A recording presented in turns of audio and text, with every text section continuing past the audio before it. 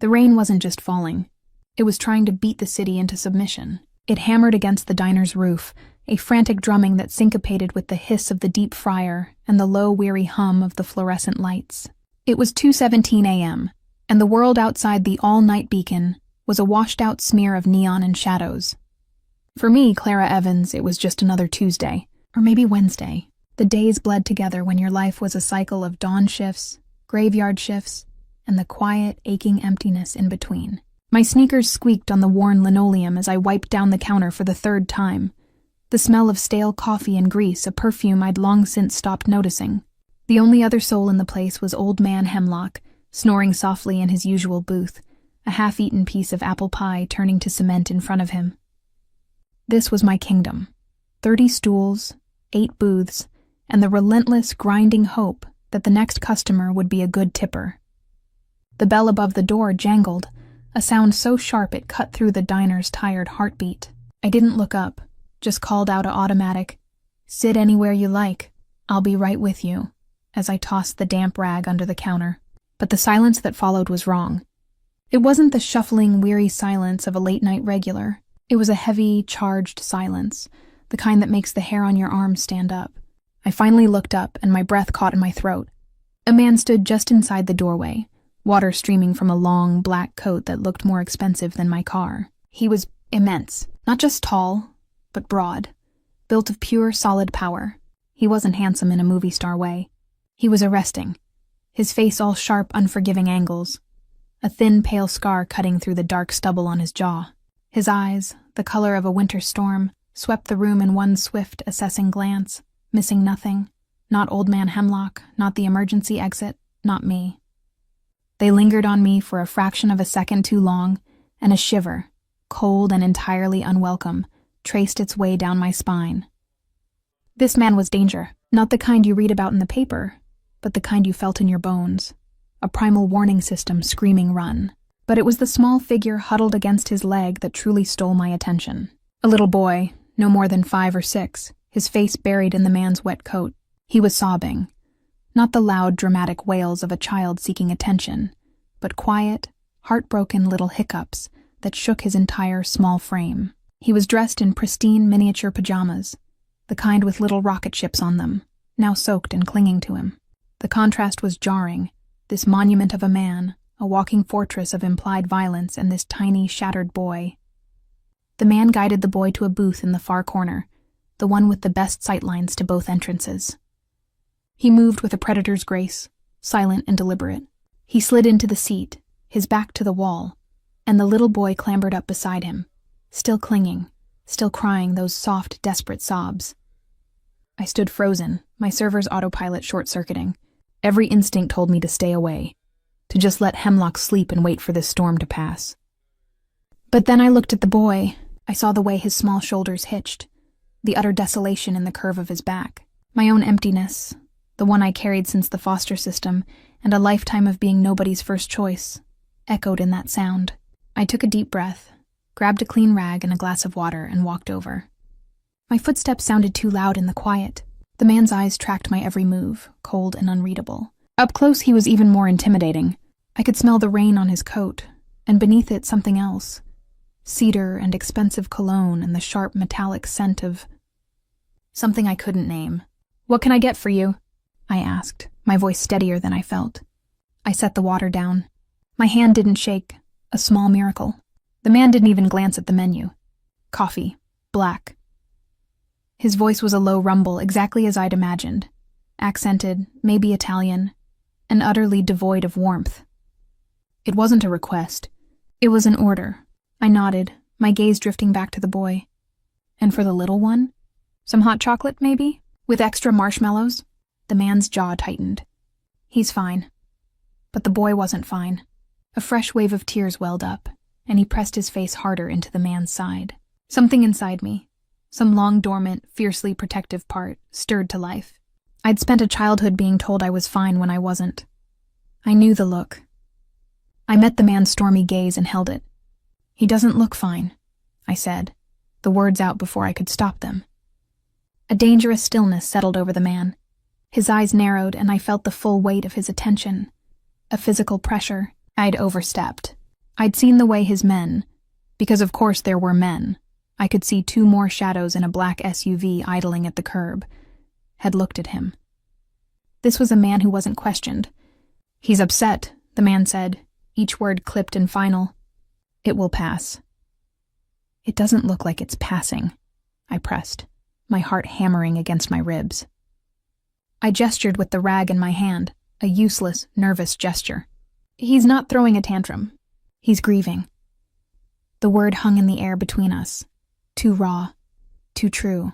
The man's expression didn't change, but I saw a flicker of something in his eyes.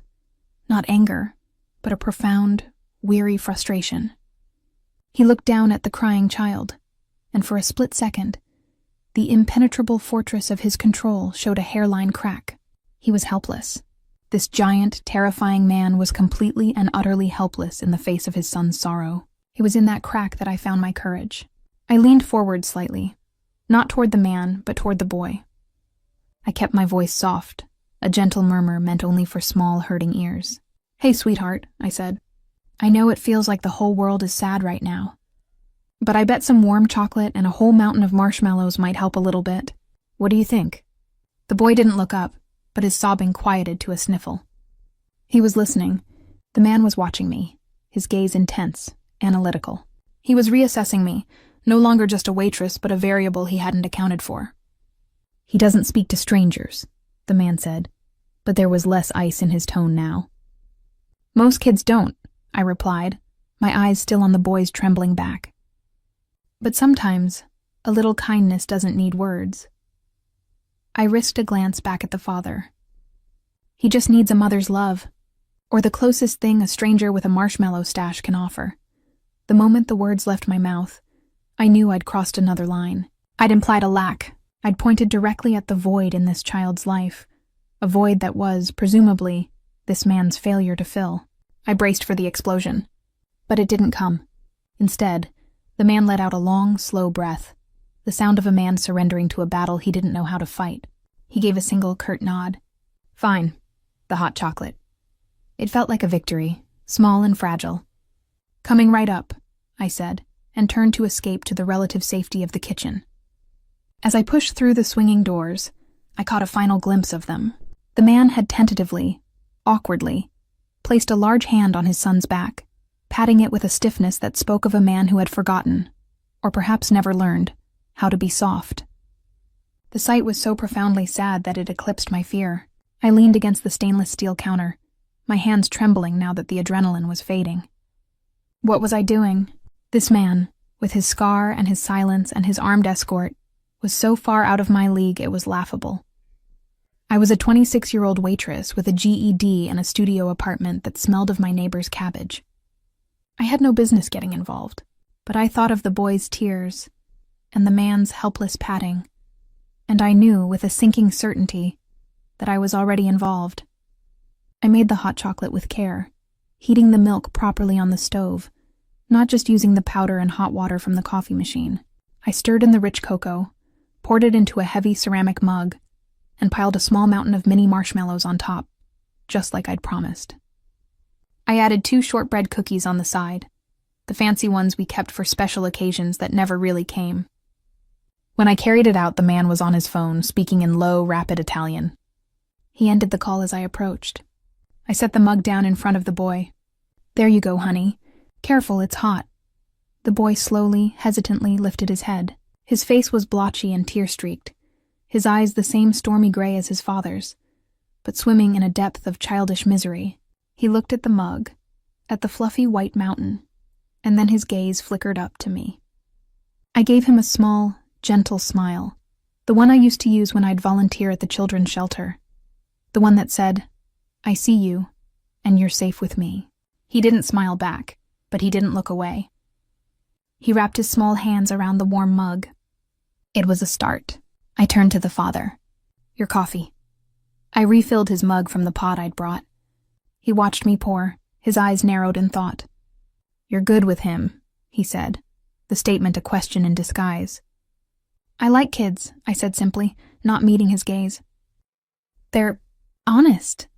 "Honest," he repeated as if tasting the word. "A luxury." He was silent for a moment, then, "What's your name?" The question was a trapdoor opening beneath my feet. Giving him my name felt like handing him a piece of my soul. But what was the alternative? Lie to a man who could probably have the truth dug up in minutes? "Clara," I said. "Clara Evans." He nodded slowly, committing it to memory. "I am Nico." He didn't offer a last name. He didn't need to. The power in that single name was enough. Nico. It suited him. Hard, uncompromising. "Well, Nico," I said, forcing a professional lightness into my tone. "You just enjoy your coffee. Let me know if you need anything else." I started to turn, but his voice stopped me. "Clara." I froze, my back to him. "Yes?" "Sit." It wasn't a request this time. It was a command, soft-spoken but absolute. I turned back slowly. He gestured to the bench opposite him in the booth. My heart was a frantic bird beating against my ribs. This was it. This was where the fairy tale turned into a horror story. This was where the monster in the elegant coat revealed himself. But his son was there, sipping his hot chocolate, watching me with those wide, sad eyes. That was my anchor. That was the only reason I found the strength to slide into the booth, putting my back to the door, putting myself completely in this man's line of sight. I was now a prisoner in my own diner. He studied me across the formica table, his gaze so intense I felt he could see every mistake I'd ever made, every hope I'd ever buried. "Tell me, Clara Evans," he said, his voice dangerously quiet. "Why are you working in a place like this at an hour like this?" The question was an invasion. It was a probe into the pathetic landscape of my life. I lifted my chin, a tiny act of defiance. It pays the bills. There are other ways to pay bills. Not for me. He leaned back, assessing. "You have no one waiting for you at home? A husband? Boyfriend?" The personal nature of the question made my skin crawl. "No. A woman who is good with children, who is kind, should not be alone." His words were observation, but they felt like a threat. "Maybe I prefer it that way," I whispered.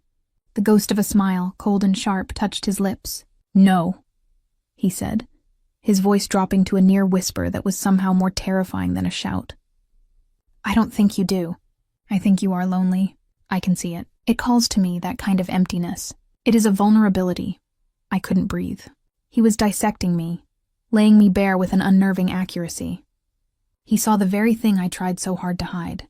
The little boy, Leo, as I would later learn his name was, chose that moment to speak. His voice was small and raspy from crying.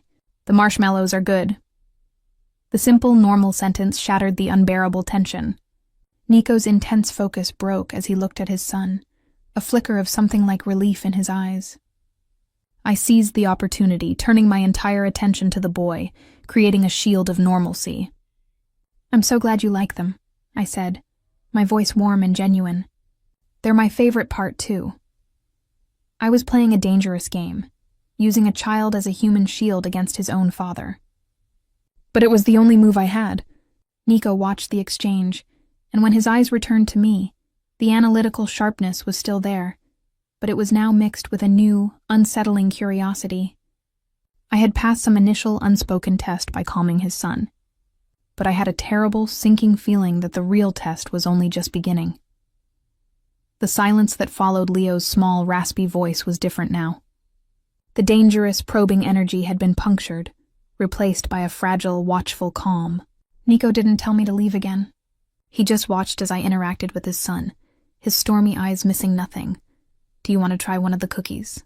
I asked Leo, pointing to the shortbread. "They're really good for dipping." He gave a tiny, hesitant nod.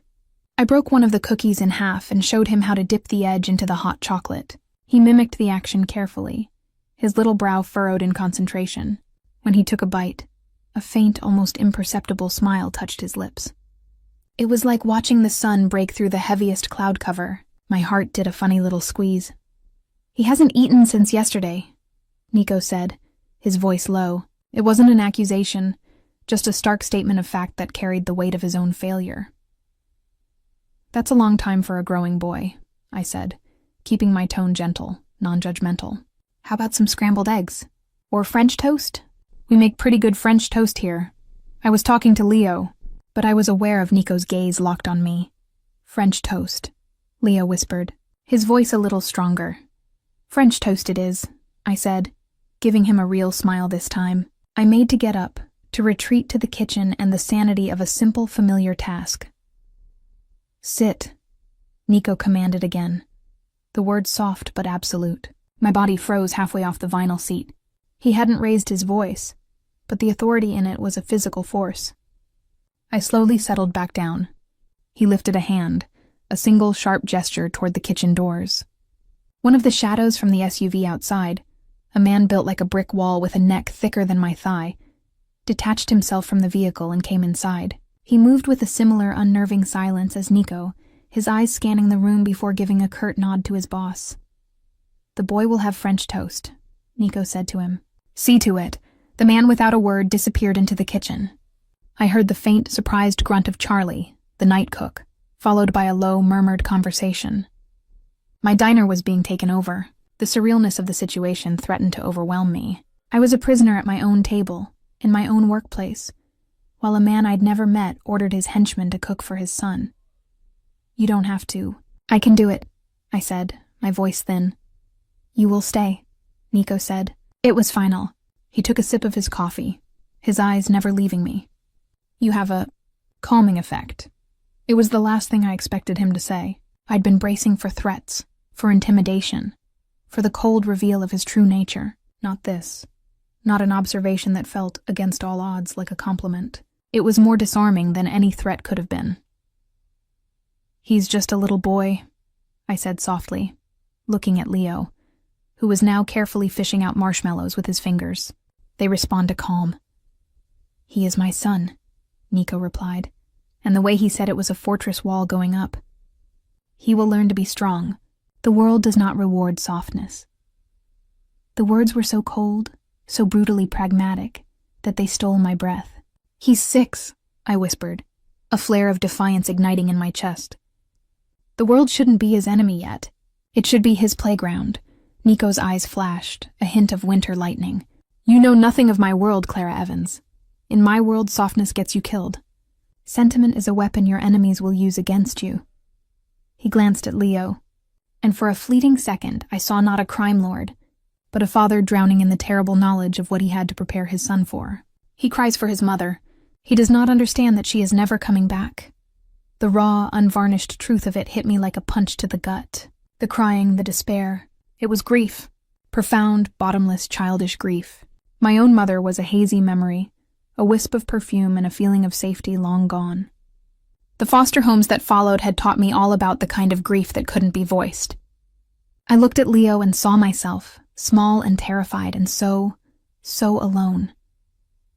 I'm sorry, I said, and I meant it with every fiber of my being. That's an impossible weight for him to carry. Nico studied me, his head tilted slightly. You speak of it as if you know. I looked down at my hands, at the chipped nail polish, and the small burn scar from the grill. I know what it's like to be a child and have the world fall apart. You don't have the words for it. All you have is the feeling that a hole has been torn in the universe, and you're falling through it.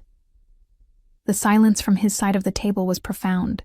When I dared to look up, his expression was unreadable, but the intensity of his gaze had softened from an interrogation to something more contemplative, more curious. How did you stop falling? He asked. The question was so unexpected, so personal, that it left me reeling. This dangerous man was asking me for advice on grief. I don't know that I did, I admitted, the honesty pulled from me by the strange intimacy of the moment. You just learn to build a new world around the hole. You find things to hold on to. For him? I nodded toward Leo. That has to be you. Something shifted in his face then. A flicker of pain quickly suppressed. I am all he has, and I am ill-equipped. The admission seemed to cost him something. It was the second crack I'd seen in his armor, and it was far more revealing than the first. This man, who commanded fear and respect with a glance, felt like a failure in front of his own child. Before I could respond, the henchman emerged from the kitchen carrying a plate of perfectly golden French toast, dusted with powdered sugar. He set it down in front of Leo with a quiet, "Here you go, kid." Leo looked at the food, then up at the large, intimidating man, and gave another tiny, shy smile. "Thank you. Marco," Nico said. So the brick wall had a name. Marco nodded and retreated to a stool at the counter, positioning himself between us and the door, a silent, watchful sentinel. Leo picked up his fork and began to eat, slowly at first, then with more enthusiasm. The simple, normal act of a child eating felt like a monumental victory. The storm of his tears had passed for now. Nico watched him eat, a complex series of emotions playing out in the subtle lines around his eyes. Relief, love, frustration, and that deep, haunting helplessness. When he turned his attention back to me, the businesslike mask was back in place. "You will come with us," he stated, as if announcing the time of day. The blood drained from my face. "What? No, I can't. I have a life here. A job. This job?" He made a dismissive gesture that encompassed the entire tired diner. "I will make it worth your while. You will be compensated. Generously." "This isn't about money," I said, my voice rising in panic. "You can't just take people." "I am not taking people," he said, his voice dropping to that deadly quiet register. "I am hiring you. For my son. You have a gift. He responds to you. He has not eaten or stopped crying for 24 hours. You accomplished both in 10 minutes. He leaned forward, his presence dominating the space between us. "Name your price." "It doesn't work like that," I insisted, my hands gripping the edge of the table. "You can't buy a person's kindness. It's not for sale." "Everything is for sale, Clara. The question is always the price." His eyes held mine, and I saw the absolute, unshakable certainty there. This was a man who was used to acquiring whatever he wanted, and right now he wanted me. And if I refuse? The question was a whisper, a leaf trembling in a hurricane. He didn't answer immediately. He let the silence stretch, let me feel the weight of the armed man at the counter, the impenetrable darkness outside, the complete and total lack of anyone who would come looking for me if I vanished from this diner tonight.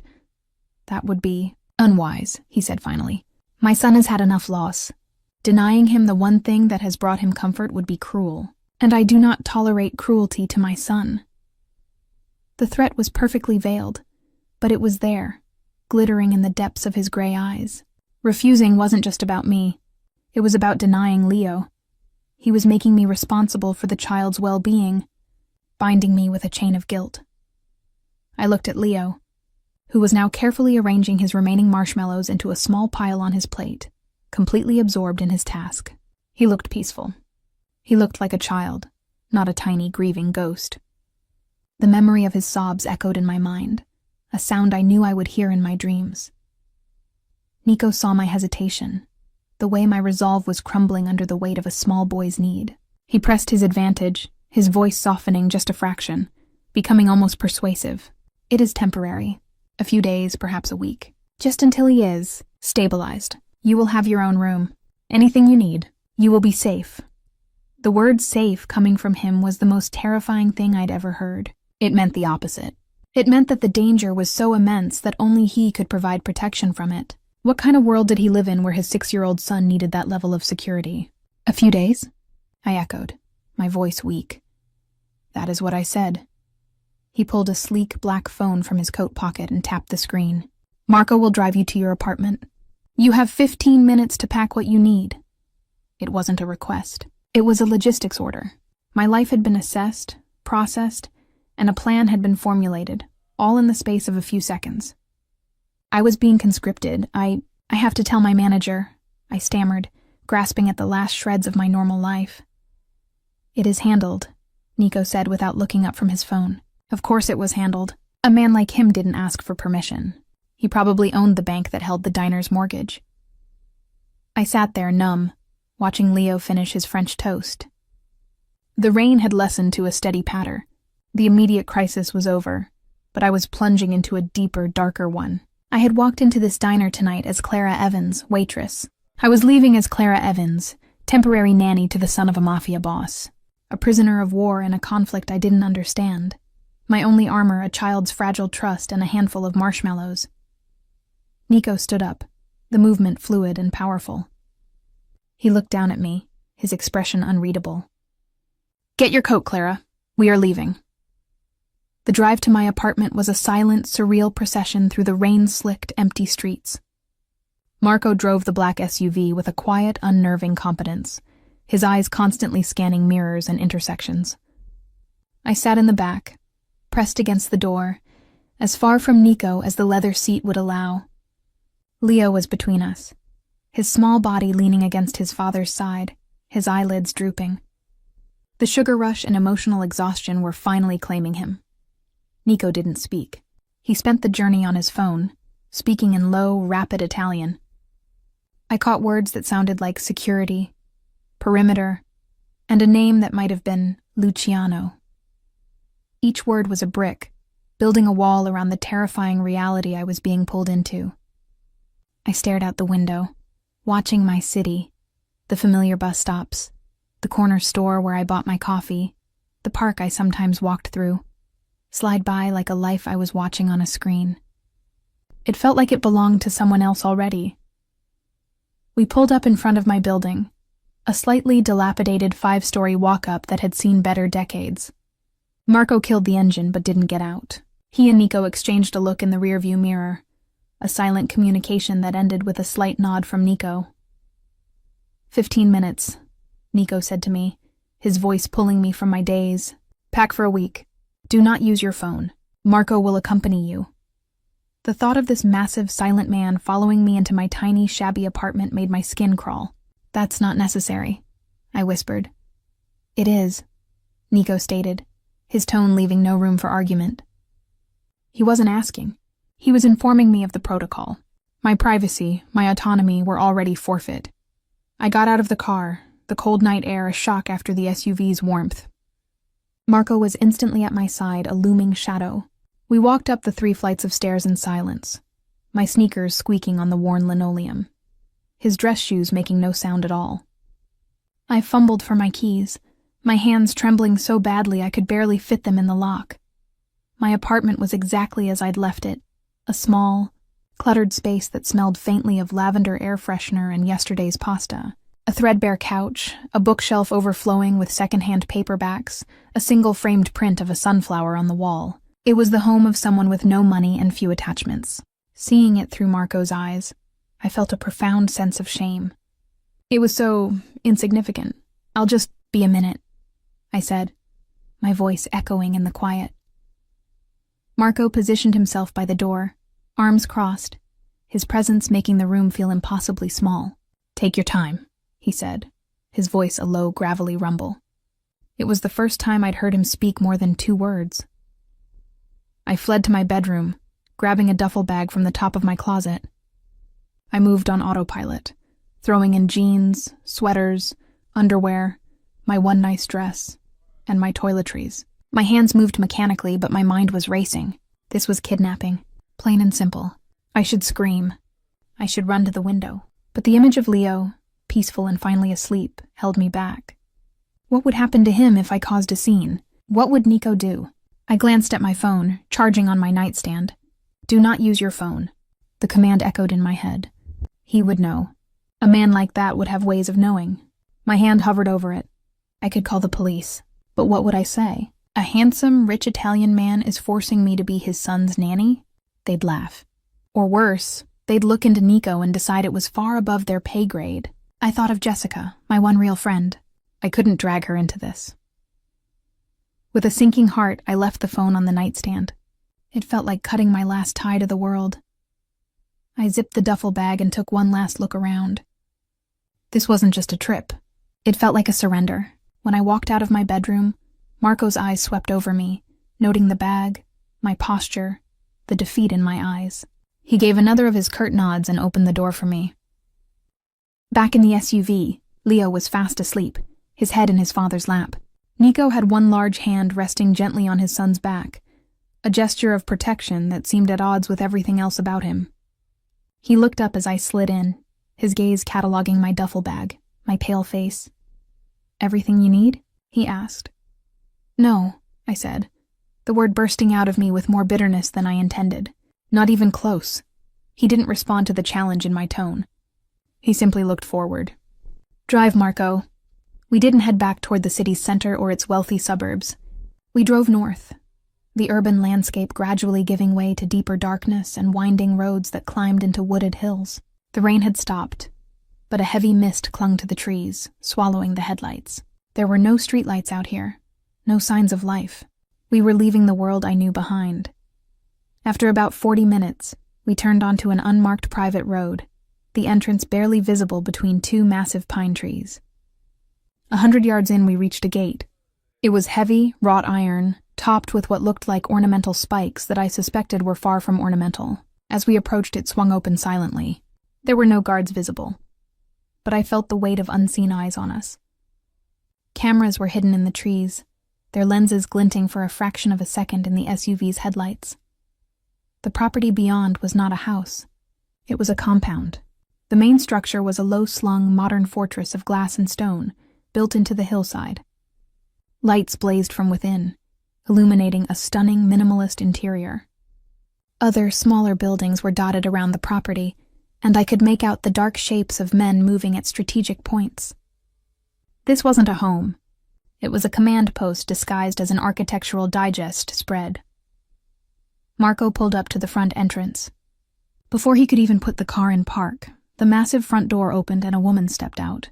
She was in her late 40s, perhaps, with sharp, intelligent features and dark hair pulled back in a severe bun. She wore tailored slacks and a crisp white blouse, and she moved with an efficiency that rivaled Sophia's from the stories I'd later learn about. This was a woman who managed chaos for a living. Nico got out first, carefully lifting the sleeping Leo into his arms. The boy stirred but didn't wake, nuzzling into his father's neck. The sight was so tender it made my chest ache.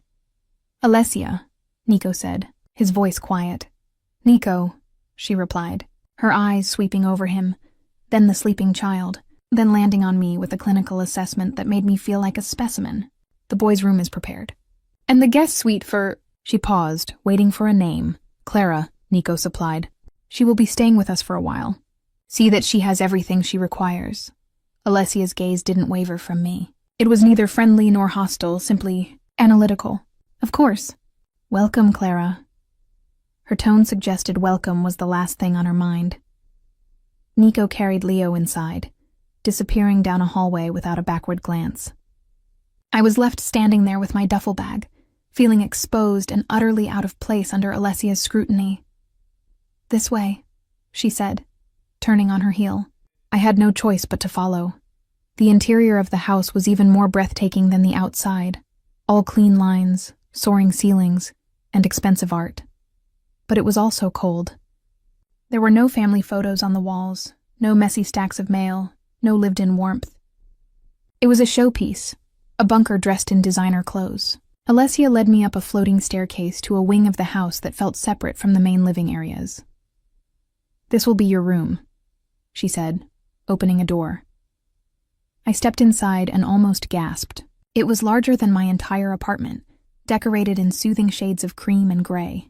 A wall of glass looked out into the dark forest, and a king-sized bed with linens that looked impossibly soft dominated the space. There was a sitting area, a desk, and a doorway that led to a bathroom with a freestanding tub. It was the most beautiful prison cell imaginable. "The closet contains clothes in your size," Alessia said, gesturing to a door. "Bathroom is fully stocked. There is a phone on the desk that connects directly to the kitchen or my office if you need anything. Do not attempt to use it for outside calls. The lines are monitored." The blunt statement of my captivity was jarring. "Monitored," I repeated flatly. "For everyone's security," she said, as if that explained everything. And in their world, perhaps it did. "You are not to leave this wing unaccompanied. If you need to go to the main living areas or the kitchen, you will call me or Marco. Is that understood?" I just stared at her, the reality of my situation solidifying into a cold, hard lump in my stomach. "Clara," she said, her voice firm. "Is that understood?" "Yes," I managed to whisper. "Good. Breakfast is at 7. Nico would like you to join him and Leo in the dining room." She gave me one final assessing look. "Try to get some rest." Then she was gone, closing the door behind her with a soft but definitive click. I stood frozen in the center of the lavish room, listening. I didn't hear a lock turn, but I didn't need to. The lock was on the gate outside, on the men with guns, on the monitored phone lines. I was trapped. I walked to the window and pressed my forehead against the cool glass.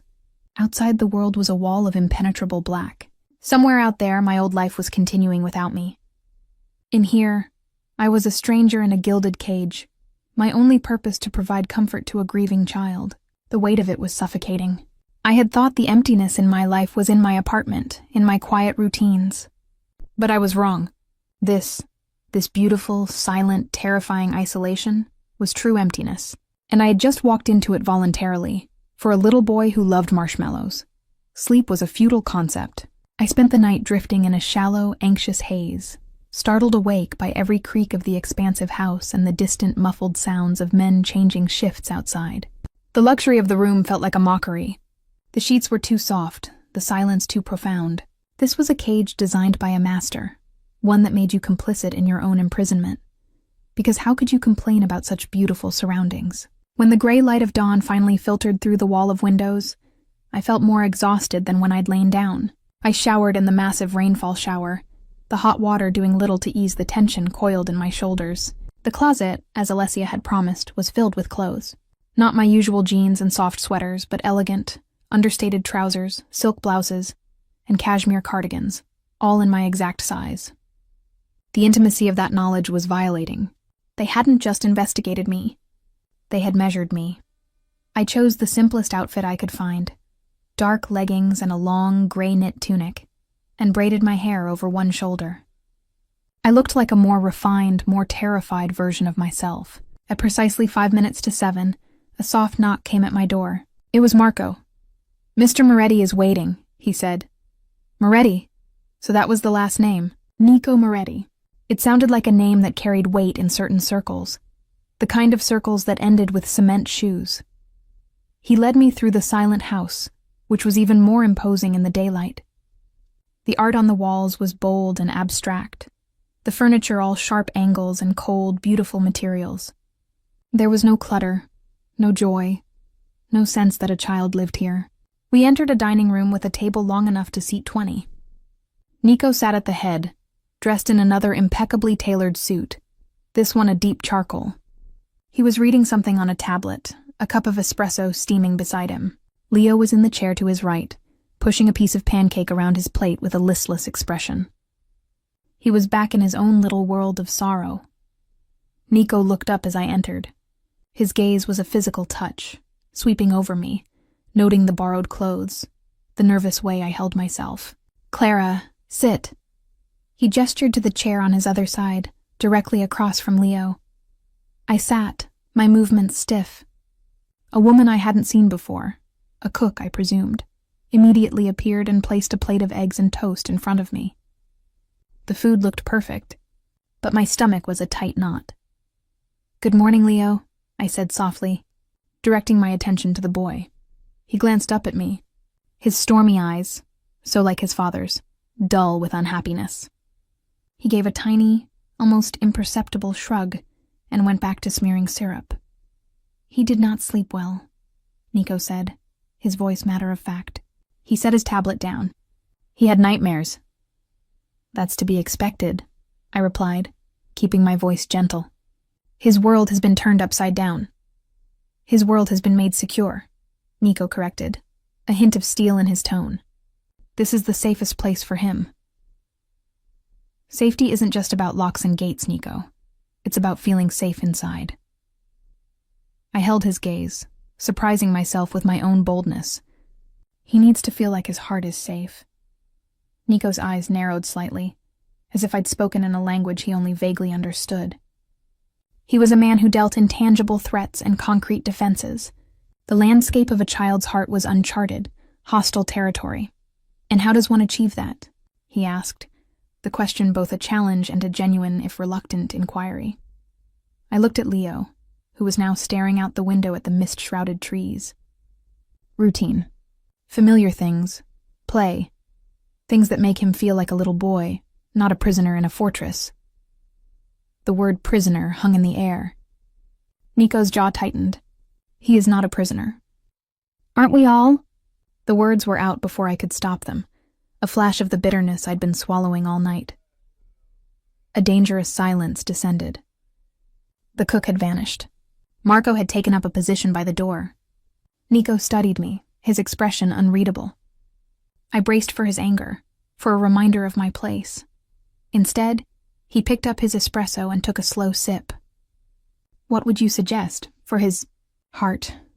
The concession, small as it was, threw me. He was actually listening. Does he have his toys? His favorite blanket? Pictures of his mother? Nico's posture went rigid. Those things are packed away. They upset him. Of course they upset him, I said, my voice softening with understanding. But hiding from the pain doesn't make it go away. It just makes him feel alone with it. He needs to be able to talk about her, to remember the happy times. He will not speak of her, Nico said, and I heard the frustration there, the helplessness of a father who cannot fix his child's hurt. He will not speak of anything. Then we don't force him to speak, I said. We just create a space where he feels he can. I looked around the sterile, intimidating dining room, and this isn't it. Is there a family room? Somewhere with a couch and a television? Somewhere that doesn't feel like a corporate boardroom? Nico was silent for a long moment, considering me. I could see the calculations going on behind his eyes, the weighing of security concerns against the psychological needs of his son. The fact that he was even entertaining this was a testament to how desperate he was. "Alessia," he said, without raising his voice. She appeared in the doorway as if she'd been waiting for the summons. "Have the media room prepared, the comfortable one, and have Marco bring up the box from Leo's old room, the one with the blue lid." Alessia's eyebrows rose a fraction of an inch, the most surprise I had seen from her. "The blue box, sir?" "Yes," Nico said, his tone final. "All of it." She nodded and disappeared. Nico turned back to me. "We will try it your way, Clara Evans, for 1 week. You have my son's well-being in your hands. Do not make me regret this." It wasn't a threat. Not quite. It was a statement of consequence. The weight of it was immense, but it was a different kind of weight than the fear of last night. This was a purpose, a terrifying, impossible purpose, but a purpose nonetheless. After breakfast, Marco led us, me, Nico, and a listless Leo, to a different part of the house. This room was a revelation. It was still large and beautifully appointed, but it felt lived in. There were oversized, comfortable-looking couches, a huge television, shelves filled with books, and a few sparse toys. It was the first room I'd seen that felt like it might belong to a home. A small blue storage box sat in the center of the rug. Leo froze when he saw it, his little body going stiff. "It's okay, Leo," I said, kneeling down to his level but keeping my distance. "We don't have to open it right now. We can just leave it here." Nico watched from the doorway, a silent, brooding presence. He was allowing this, but he wasn't participating. This was my arena. I ignored the box for the moment and went to the shelves. There was a puzzle, a board game, some building blocks. I pulled out the blocks and sat on the floor, starting to stack them into a simple tower. I didn't ask Leo to join me. I just started building, humming softly under my breath. For a long time, he just stood there, watching me. Nico watched from the doorway, his arms crossed, his expression impassive. The silence was heavy, punctuated only by the soft clack of the blocks. Then, slowly, tentatively, Leo took a step forward. Then another. He sat on the rug a few feet away from me, pulling his knees to his chest. He didn't look at the blue box. He watched my hands. I built my tower higher, then deliberately knocked it over with a soft whoops. A flicker of something, not a smile but interest, crossed his face. I started building again. This time, when the tower was halfway built, he reached out a small hand and placed a single red block on top. It was the smallest of gestures. A nothing, but in that room, with his father watching from the doorway, it felt like a miracle. Nico's sharp intake of breath was audible. He'd seen it too. We didn't speak. We just built towers and knocked them down for what felt like an hour. The blue box sat in the corner, a silent, unaddressed ghost. But it was in the room now. And for the first time since I'd met him, Leo wasn't crying. He was just a little boy, playing with blocks. When Alessia appeared to say that Nico was needed on a call, he left without a word, but his gaze lingered on me for a moment as he turned. It wasn't gratitude, not yet. It was reassessment. I was no longer just a waitress he'd picked up. I was a tool that was proving unexpectedly effective. Later that afternoon, while Leo was napping, I found myself alone in the media room. The blue box still sat there, a siren's call. I knew I shouldn't. It was a violation of the deepest kind. But I needed to understand. I needed to know what we were dealing with. I knelt in front of it and slowly lifted the lid. Inside, it was a heartbreak. A well-loved stuffed rabbit with one ear chewed off. A framed photograph of a beautiful, dark-haired woman with a radiant smile, holding a newborn Leo. Her eyes were the same stormy gray as his. There was a baby book, a lock of blonde hair tied with a ribbon, a small silver rattle, and at the very bottom, a velvet jewelry box. My hands trembled as I opened it. Inside wasn't a ring or a necklace. It was a single pearl earring. It was elegant, simple, and it spoke of a life abruptly, violently interrupted. This wasn't just a box of memories. It was a shrine. It was the evidence of a love that had been shattered, and a little boy who was left with the pieces. I closed the box quickly, my eyes burning with tears I hadn't known I was holding back. I finally understood the depth of the void I was supposed to fill. It was an ocean, and I was standing on the shore with a thimble. The sound of the door opening made me jump, my heart lurching into my throat. I scrambled back from the blue box, guilt flooding through me like a toxin. Nico stood in the doorway, his expression unreadable. He had changed into dark jeans and a black sweater, the casual clothes making him seem both more approachable and more dangerously real. His eyes went from my flushed, guilty face to the closed lid of the box, and he knew. He knew I had been trespassing. I braced for the storm, for the cold fury of a man whose most private grief had been violated. He didn't speak. He just walked into the room, his steps silent on the thick rug. He didn't look at me. His gaze was fixed on the box as if it were a live bomb. He stopped a few feet away, his hands shoved into his pockets, his shoulders tense. Her name was Isabella, he said, his voice so quiet it was almost a whisper. It wasn't an accusation. It was a confession. The air left my lungs. I stayed on my knees, frozen, afraid that any movement would shatter this impossible moment. She loved pearls, he continued, his eyes distant, seeing a memory I couldn't fathom. She was laughing. She had taken one off to fix her hair. The car, there was no time. He swallowed, a hard, visible movement in his throat. They found it later in the wreckage. Just the one. The stark, brutal image unfolded in my mind. The laughter, the sudden violence, the single surviving pearl earring in a field of devastation. My hand went to my own throat, as if I could physically stop the pain his words evoked. This wasn't just a story. It was the origin of the darkness that clung to him, the source of his son's bottomless sorrow. "I'm so sorry, Nico," I breathed, the words utterly inadequate. He finally looked at me, and the raw, unguarded agony in his eyes was more terrifying than any display of anger could have been. He cries for her in his sleep. And I do not know what to do. I can eliminate threats. I can build empires. But I cannot. His voice broke, and he looked away toward the window, mastering himself with a visible effort. I cannot fix this. In that moment, he wasn't a mafia boss.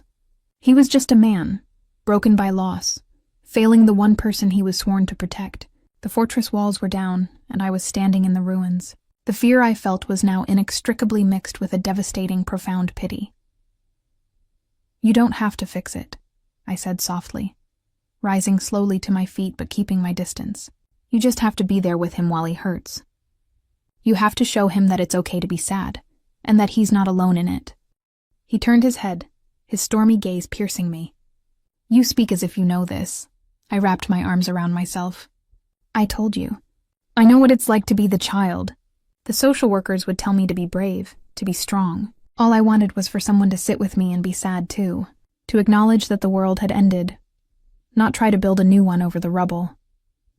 He was silent for a long time, just looking at me, and I felt him truly seeing me for the first time. Not as a tool, not as a waitress, but as a person who carried her own scars.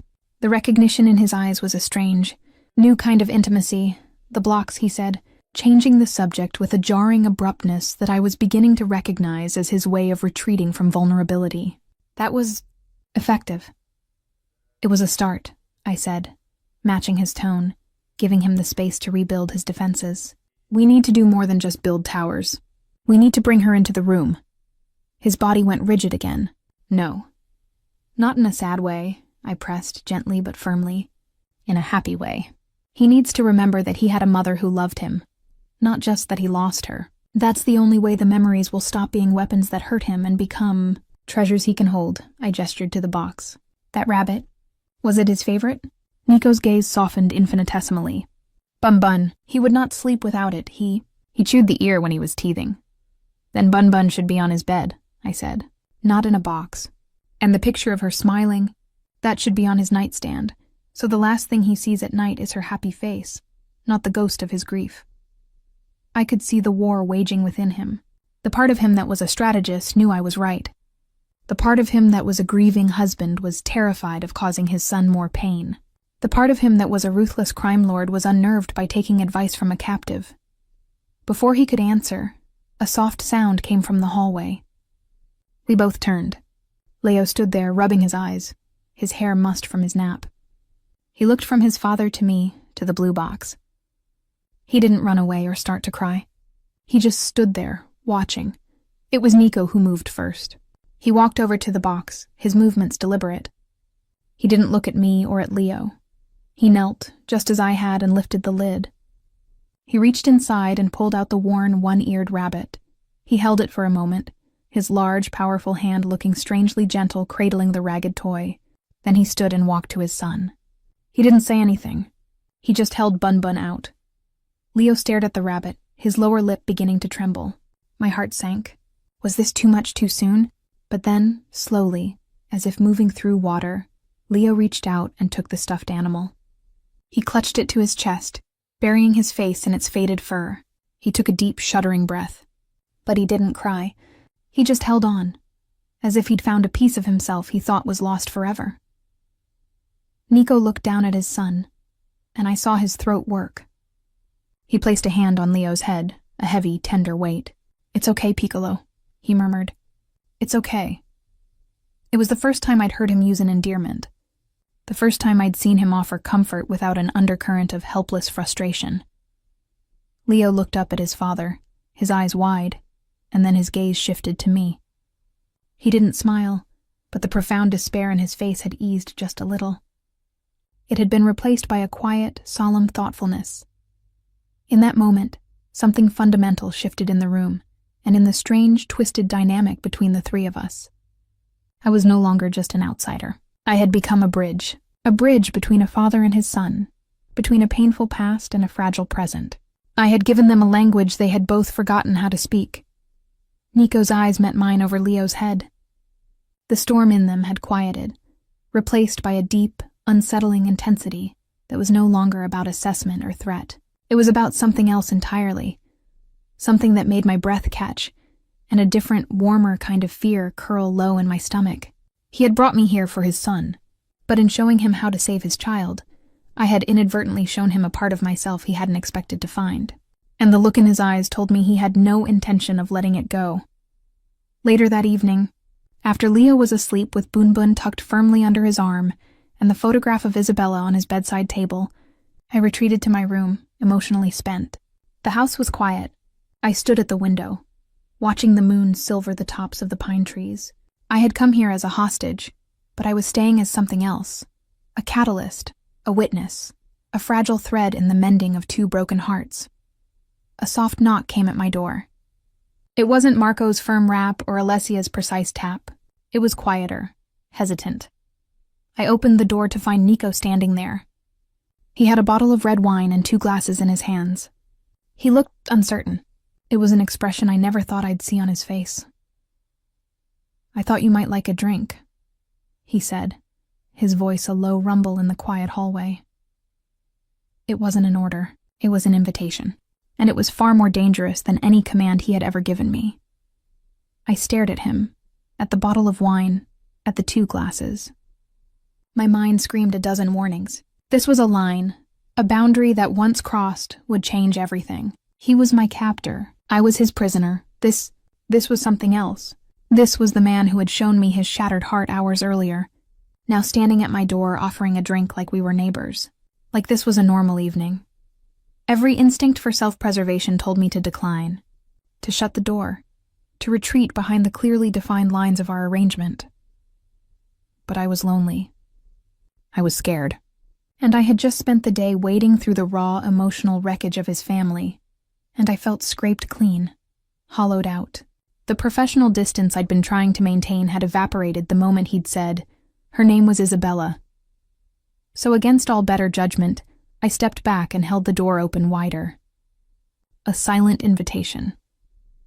He entered my room, his presence immediately making the spacious area feel intimate, charged. He set the bottle and glasses on the small table by the window and proceeded to open it with a practiced ease that spoke of a lifetime of expensive vintages.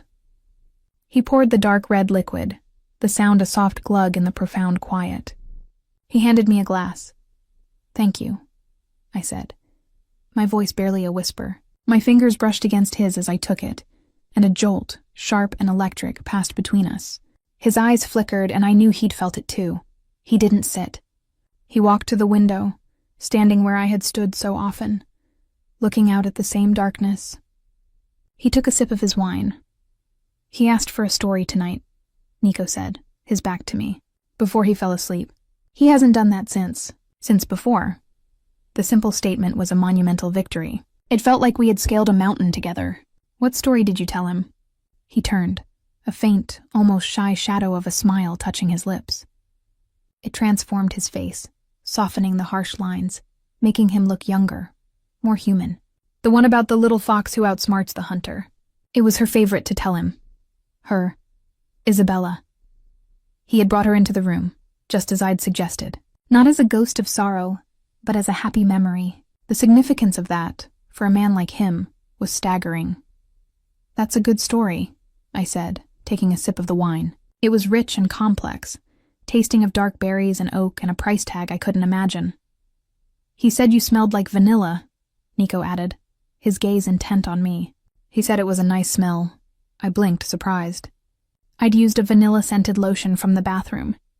It was a small, mundane detail, but the fact that Leo had noticed, that he'd commented on it to his father, felt profoundly significant. It meant he was noticing the world around him again. He was coming back to life. "It's just lotion," I said, suddenly self-conscious. "It is not just anything," Nico replied, his voice low and serious.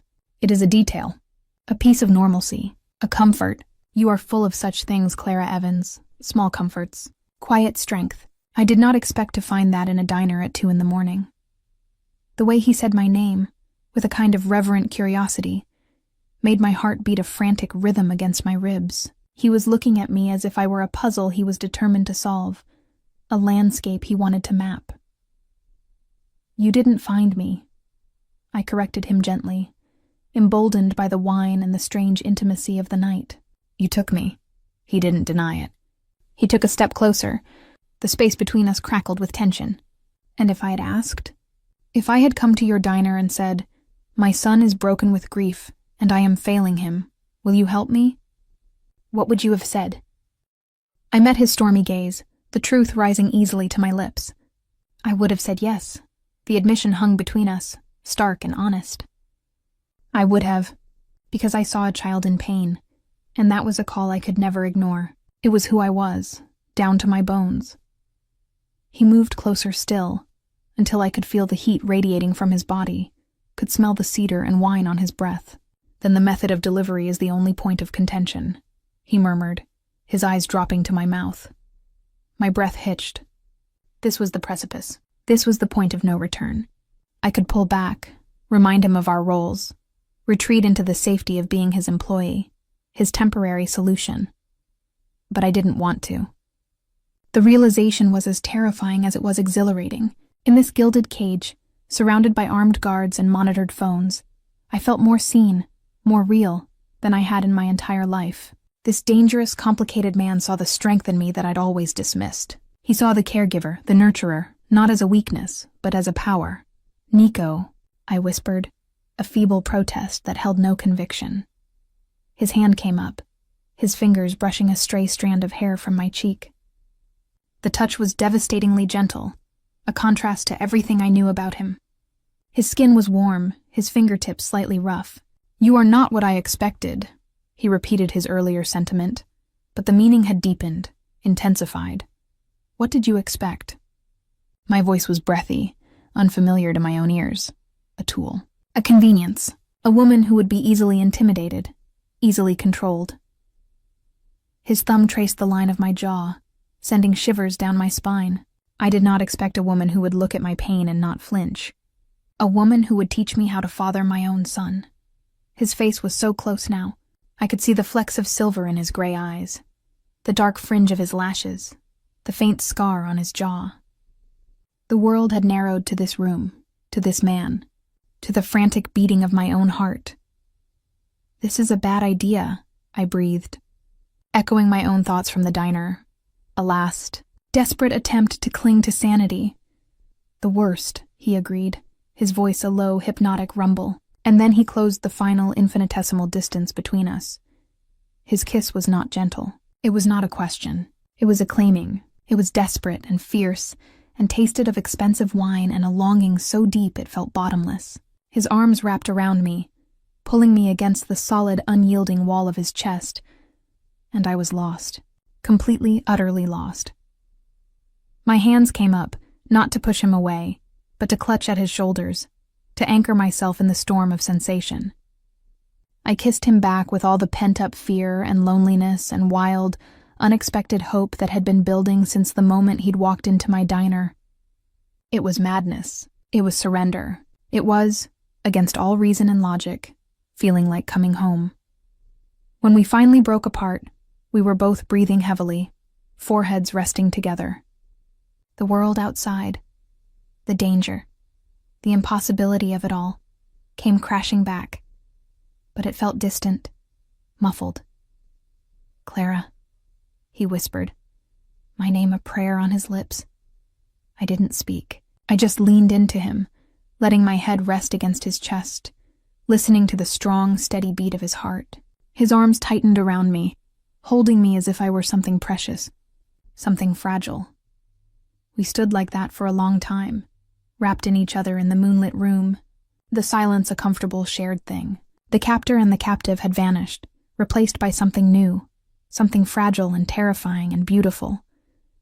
He was the first to pull away, his hands coming up to frame my face. He looked into my eyes, his gaze serious, intense.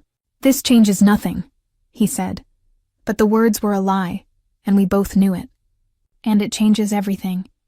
He kissed me once more, a soft, lingering promise, and then he was gone, leaving me alone in the middle of the room, the taste of him on my lips, the ghost of his touch on my skin, and the devastating knowledge that there was no going back. I was no longer just the nanny. I was no longer just the waitress. I was his. And the most terrifying part of all was that, in that moment, I wanted to be. The morning after the kiss, the house felt different. The air was charged, thick with unspoken words and the seismic shift that had occurred in the dark. When I walked into the dining room, Nico was already there, reading his tablet, a cup of espresso before him. He looked up as I entered, and the look in his eyes was no longer that of a detached employer assessing an employee. It was possessive, heated, intimate. It was a look that stripped me bare and remade me in its image. My cheeks flushed, and I had to look away, my heart hammering a wild, frantic rhythm. "Good morning, Clara," he said, his voice a low rumble that was for me alone. "Morning," I managed, my voice embarrassingly breathy. Leo was already eating, a bowl of cereal half finished.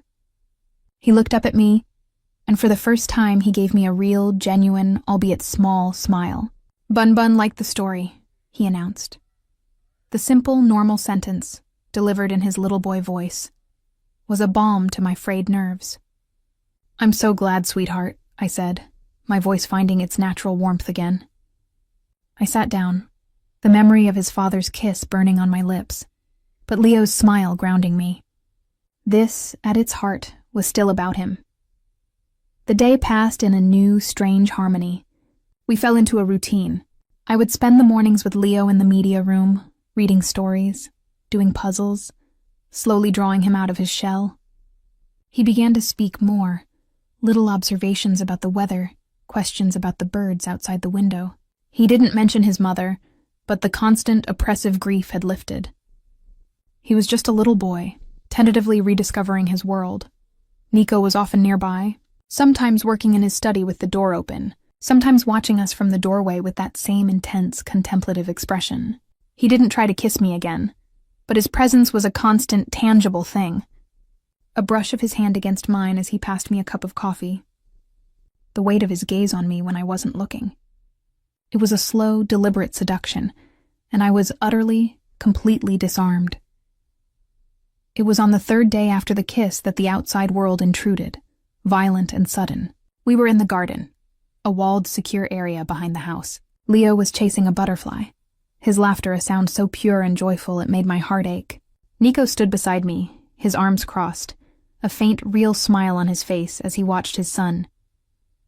The crack of the gunshot was like the world splitting in two. It came from the tree line beyond the wall.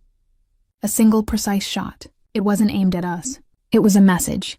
It shattered a terracotta pot holding a small lemon tree not 10 feet from where Leo stood. The sound of the shattering pottery seemed to happen in slow motion. Leo's laughter cut off, his small face freezing in terror. Nico moved faster than I thought possible. In a blur of motion, he had scooped Leo into his arms and had me pressed against the stone wall of the house, his body covering both of ours. He wasn't panicked. He was a machine, his movements fluid and exact. Marco. His voice was a whip crack, echoing in the sudden deafening silence. Chaos erupted, shouted orders in Italian. The sound of men running, weapons being drawn. Security alarms blared to life inside the house. But within the circle of Nico's arms, pressed against the cold stone with his heart hammering against my back, and his son clutched safe between us, there was a pocket of surreal calm. He looked down at me, his eyes blazing with a ferocious intensity. "Are you hurt?" I could only shake my head, my teeth chattering with shock. Leo began to cry, sharp, terrified sobs. Nico shifted him, holding him closer. "Shh, Piccolo. Papa's here. You're safe." His voice was rough with fear and a killing rage. He looked at me over Leo's head, and in his eyes, I saw the terrible truth of his world. This was the reality. The gates, the guards, the paranoia. It wasn't for show. Someone had just fired a shot into his garden, where his son was playing. The vulnerability he had shown me, the tenderness of the other night, was gone, burned away by the cold fire of a threat against his family. And I, whether I wanted to be or not, was now included in that circle. "It was a warning," he gritted out, his jaw clenched so tight I could see the muscle jumping. "Luciano. It has to be. Who is Luciano?" I whispered, the name a death sentence in the air. "My cousin," he said, the words dripping with contempt. "He believes my grief has made me weak, that my attachments are a liability." His eyes held mine, and I understood. I was the attachment. My presence, my effect on Leo, and now my relationship with him, had been noted, and it had made me a target. The realization should have terrified me, and it did, but a strange, fierce protectiveness rose up in me, eclipsing the fear. They had threatened this child. They had shattered his moment of joy. They had tried to poison this fragile peace we were building. Marco appeared, his face a grim mask. "Perimeter breach, east side. Single shooter. Long range. He's gone. We're sweeping the area. Double the guard," Nico commanded, his voice like ice. "I want Luciano's location. Now. Boss, he's gone to ground." "We can't find him!" Nico snarled, and the sheer, unleashed violence in those two words made Marco flinch. "I don't care what it takes. I don't care who you have to hurt. You find him, and you bring him to me." It was the voice of the Mafia boss, the man who ordered executions, the man I had kissed. The two halves of him were crashing together, and I was standing at the epicenter. We were ushered back inside, the house now a locked-down fortress. Leo wouldn't let go of me, his small hand clutching mine in a death grip. I sat with him on the couch in the media room, holding him, humming softly until his terrified sobs subsided into hiccups, and then, eventually, into an exhausted sleep. Nico paced the room like a caged tiger, his phone to his ear, issuing orders in a low, furious stream of Italian. When Leo was finally asleep, I carefully extracted myself and went to stand by the window, watching the frantic activity outside. Men with dogs were sweeping the woods. The scene was one of military precision. Nico ended his call and came to stand beside me. He didn't touch me. He just stood there, his presence a storm contained in a human form. "This is my world, Clara," he said, his voice hollow. "This is what I tried to keep from him. This is what I have brought you into." I turned to look at him. The anger was still there, but beneath it, I saw the shame. He was ashamed that his world had touched us, that his enemies had used his love for his son as a weapon. "He was laughing, Nico," I said softly, my gaze steady on his. "He was laughing, and they tried to take that away. They didn't just fire a shot. They fired it at his happiness." His eyes widened slightly, as if he hadn't considered it in those terms. "You asked me why I'm here," I continued, my voice gaining strength. "It's not because you forced me. It's not for the money. It's for him."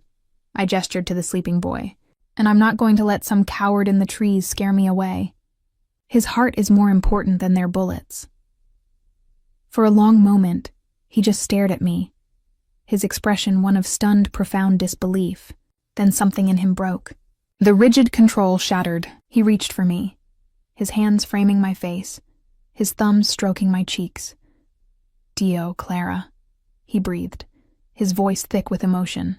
"What are you doing to me?" And then he kissed me. It wasn't like the first kiss, which had been about passion and discovery. This kiss was different. It was a claiming yes, but it was also a surrender. It was a promise. It was a thank you. It was a man who had built his life on power and fear, discovering that the most powerful weapon of all was the love of a good woman and the courage she could ignite in him. When we parted, we were both breathless. He rested his forehead against mine, his eyes closed. "I will end this," he vowed, the words a sacred oath. "I will keep you safe. Both of you. I will burn this city to the ground if I have to." I believed him, and the most terrifying part was that I knew in that moment that I would help him. The waitress was gone. In her place was a woman who would fight like a